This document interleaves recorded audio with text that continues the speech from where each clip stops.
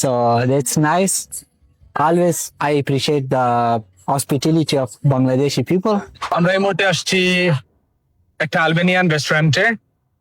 এটা সম্পূর্ণ হালাল রেস্টুরেন্ট এবং এতেম্বে মস্কে আমরা জিজ্ঞেস করেছিলাম, ওইখানে একটা ছেলে বসা ছিল মসজিদে, পাহারা দিচ্ছে অথবা খেদমত করছে এরকম।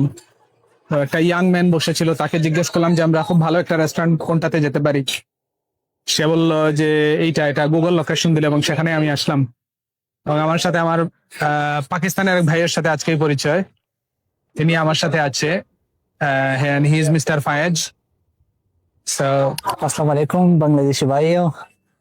It was really nice to meet with my brother Sultan randomly in Albania. Actually, I celebrated the Eid in the morning and then I came to Albania to explore because I took some holiday from the university. And I just found Sultan because I guess that he's from Bangladesh. So I asked him to took my photo, and then I was also alone and he was also alone. So I told him that why not we can go together to explore all Albania.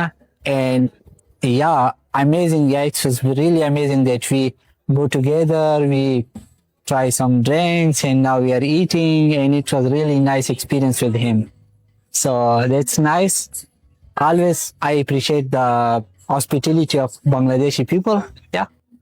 and now, why are you here in Albania? And what's your next plan? Actually, it's like here a lot of Muslim people, almost like 50% people are Muslim. And I was thinking to go for my Eid to a Muslim country here in Europe. So that was in my plan, and it's really amazing, beautiful, clean, and the people are good so far. And from now I'll go to France. Yeah. So have a great Eid. Thank you. Vacation. Eid Mubarak to you and all your Bangladesh people. Okay, so do you have any plan to visit Bangladesh? Of course, why not? I want to visit Dhaka because I have a few friends in Bangladesh. Yeah, of course, yeah. So what do you do in Italy? I do a doctorate there. Yeah.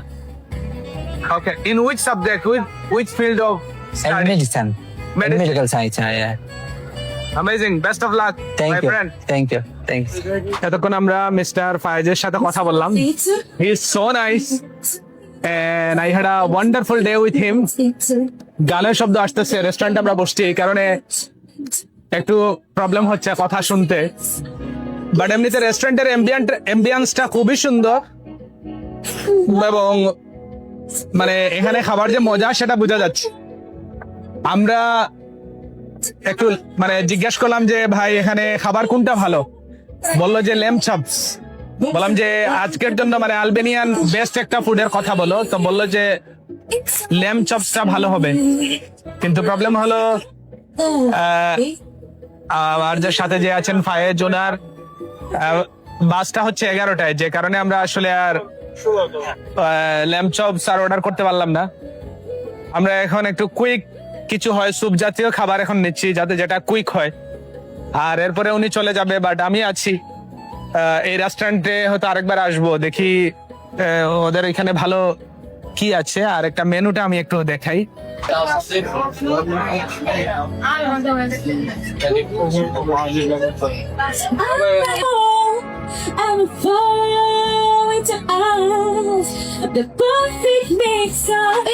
এই মুহূর্তে গানটা না গাইলে ভালো হতো, আমরা একটু নিরিবিলি বসে খাবারটা শেষ করতে পারতাম। ঠিক আছে, এটা যেহেতু টুরিস্ট এরিয়া, মানে মানুষজন আসছে, বিশেষ করে বলকান এরিয়া, তো ইউরোপিয়ান সাইড বা ইউরোপিয়ান এরিয়ার মধ্যে পড়ে, যদিও এটা সেনজেন কান্ট্রি না বা সেঙ্গেন কান্ট্রি না, বাট স্টিল ইউরোপিয়ান কালচার এখানে যথেষ্ট আছে। মুসলমানদের পরিমাণ 50%-এর মতো হলেও, 45 to 50%-এর মতো হলেও, আলটিমেটলি এটা ইউরোপিয়ান ছোঁয়াটাই এখানে অনেক বেশি। তো বাই দ্য ওয়ে, এবং আমরা যে জায়গাটাতে আসছি এটা স্কন্দারবে স্কোয়ারের পাশেই, বা এতেম্বে মসজিদ থেকে একটু হেঁটে আসলাম 500 মিটারের মতো।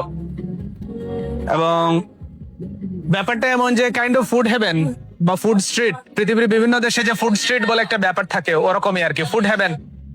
যা খাবেন, যা খেতে চান এখানে আছে। এবং সারাদিন খাওয়ার মতো, এইটা পরে ওইটা, কোন রেস্টুরেন্টে খাবেন, সারাদিন খাওয়ার মতো সিচুয়েশন আর কি। অল রাইট, আমাদের আসলে সোপ দেওয়ার জন্য বলেছে 5 মিনিটস, কিন্তু আমার মনে হয় এটা আরো বেশি সময় লাগছে, 10 মিনিটসই লাগবে।